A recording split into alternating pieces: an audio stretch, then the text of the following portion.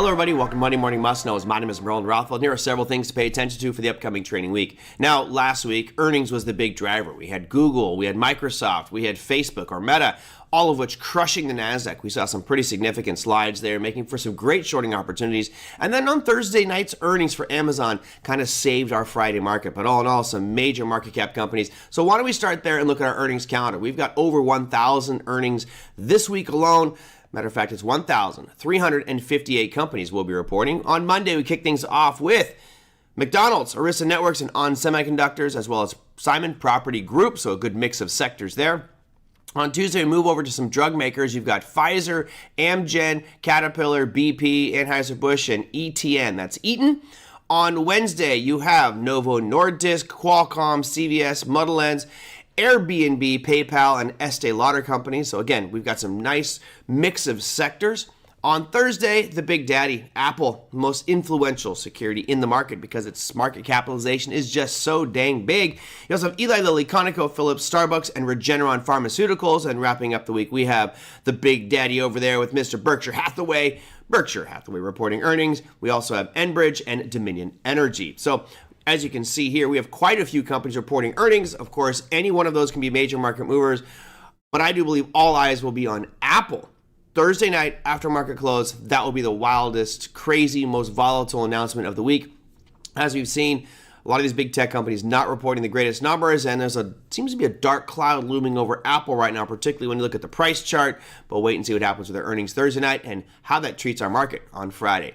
Now, let's look at housing, one of the major sectors we always focus on because it's such a driver of economic growth. We have three big announcements happening on the housing front, two on the same day. You're lucky, we got a twofer. We start things off with the Case-Shiller Composite 20 Home Price Index on Tuesday at 9 a.m. Eastern Time. And at that exact same time, you get the HPI month-over-month numbers. Now, for those who may not know what this is, the S&P Case-Shiller Composite 20 Home Price Index, which is a mouthful, say that one 3 times fast, represents the price average of 20 major metropolitan areas. So as we track those 20 areas, our price is going up or down. It's a great measurement of kind of growth in the real estate sector. The HPI numbers are the increase or decrease in prices of Fannie Mae and Freddie Mac loans. So we get an idea of how those market segments are doing with Fannie Mae and Freddie Mac. And the final announcement for the week comes out just a little bit later. Construction spending on Wednesday. I know this may not seem that significant, but construction spending is huge. It represents growth, people spending money on building on homes, improvements, etc. So construction spending is a sign of economic expansion. Now, we move from there to the chart of the Case-Shiller Composite 20 Home Price Index, which is an interesting one. I bring this one up because so many people are permanently bullish on real estate. It only goes up. That's not true. As you've noticed over the past 5 months, you've actually seen price contraction, meaning prices have been declining. Now, the expectations aren't in yet, but as you can see, the previous number was 0.1, so we're seeing just this little itty-bitty slight increase in the price of Case-Shiller Composite 20 Home Price Index, which is a positive sign. Going all the way back into 2015 on this chart, we haven't been below zero. So this previous 4 months was a little bit concerning, but all in all, I think it will be okay. And really, all eyes are focused on this hard red edge here where we were below zero. Now, let's move on to another topic. We're going to talk about jobs data to be precise. Of course, we want to see job expansion, job growth. That's one of the directions of the Fed. They want to see full employment. Well, what steps are being done and is it working?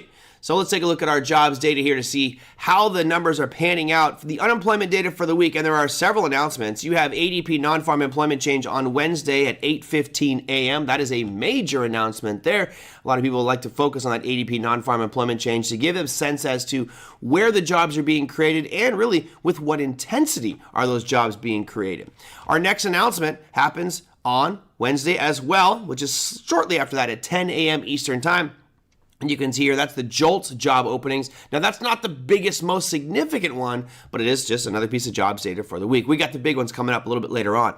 Moving on, we've got unemployment claims on Thursday, which happens every week. That's at 8:30 a.m. All of these times, by the way, are Eastern Time. And finally, on Friday, the unemployment rate. Dun, dun, dun, dun. That's Friday at 8:30 a.m. Eastern Time. And right now, the expectation for that unemployment rate is we're going to stay right where it is currently at 3.8%. So all in all, a fairly decent sign. Let's hope we can stay below that 4% mark. Of course, I've been saying many times that years ago, Ben Bernanke was saying, and Janet Yellen, that 5.5% is full employment. So we are well below full employment, which is a great sign for economic growth, as having unemployment that low means that people are hiring and there's plenty of jobs out there. All right, our final piece here deals with, well, a piece we've talked about quite a bit, which is interest rates. Now, of course, all eyes will be on the U.S. this week, but there are multiple markets making announcements. So let's start things off over in Japan. Now, this one is a tentative meeting on Monday. They've been at negative 0.1% for what seems like forever, and there is no real decision on if they're going to change. I do believe that in the near future, you're going to start to see them raise that number, at least get into positive territory as the rest of the world is aggressively raising rates.